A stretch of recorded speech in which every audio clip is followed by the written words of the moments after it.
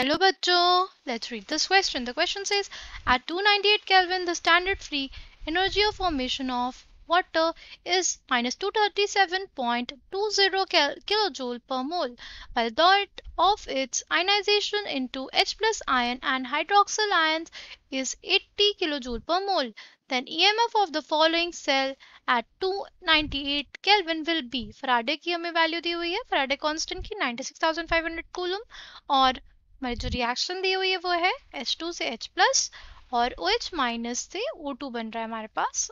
Option A है हमारे पास 0.40 volt, option B है 0.81 वोल्ट, ऑप्शन सी है 1.23 वोल्ट और ऑप्शन डी है माइनस 0.40 वोल्ट।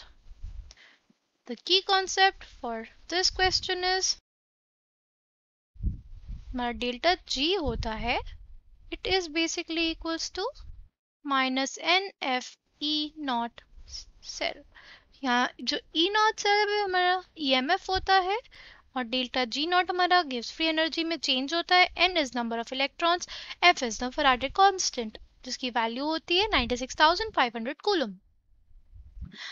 नाउ हमें क्वेश्चन में क्या दिया हुआ है, हमें ये दिया हुआ है कि standard free energy of formation of H2O। ठीक है, तो क्या हो जाएगा H2 plus half O2 gives us H2O। इसकी जो गिव्स फ्री एनर्जी है हमारे पास, स्टैंडर्ड गिव्स फ्री एनर्जी है जो हमारे पास माइनस 237.2 किलो जूल पर मोल, राइट।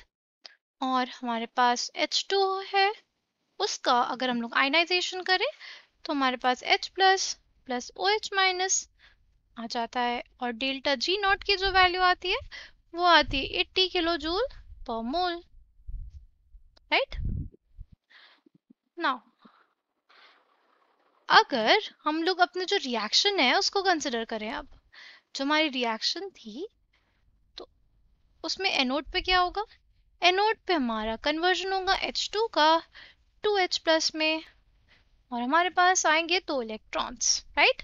और जो कैथोड पे रिएक्शन होगी हमारे पास वो होगी H2O plus half O2 gives us 2OH minus, right.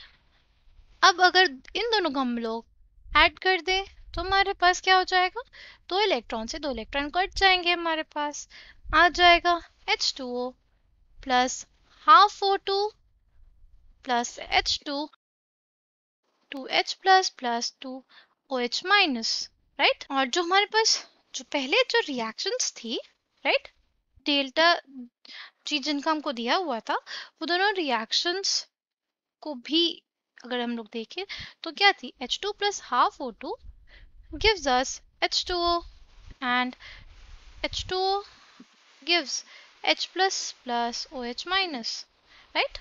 हमारा जो डेल्टा G था फर्स्ट वाले के लिए वो माइनस 237.2 किलो जूल पर मोल था और जो दूसरी वाली रिएक्शन थी उसके लिए हमारे पास 80 किलो जूल पर मोल था। सिंस जो हमें इक्वेशन चाहिए उसमें 2H प्लस और 2H माइनस होना चाहिए, इस वजह से जो हमारी सेकंड वाली इक्वेशन है उसको हम लोग 2 से मल्टीप्लाई कर देंगे, ठीक है। 2 से मल्टीप्लाई कर देंगे इसमें भी तो हमारे पास आ जाएगा 2H2O gives us 2H plus plus 2OH minus और डेल्टा जी भी जो हो जाएगा हमारा क्या हो जाएगा 160 किलो जूल पर मोल, राइट।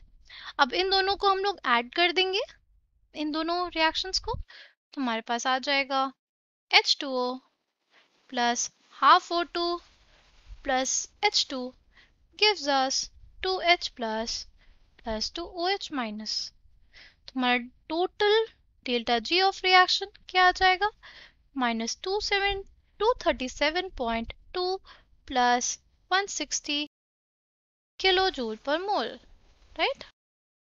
हमारे पास तो डेल्टा जी ऑफ रिएक्शन आएगा वो आएगा delta G of overall reaction जो हमारे पास आ जाएगा वो आ जाएगा माइनस 77.2 किलो जूल पर मोल। ठीक है, अब उस रिएक्शन का हमारे पास डेल्टा जी आ गया, तो हम लोग ये भी जानते हैं कि डेल्टा जी जो होता है किसी भी रिएक्शन का वो होता है minus N F E naught cell के बराबर, राइट।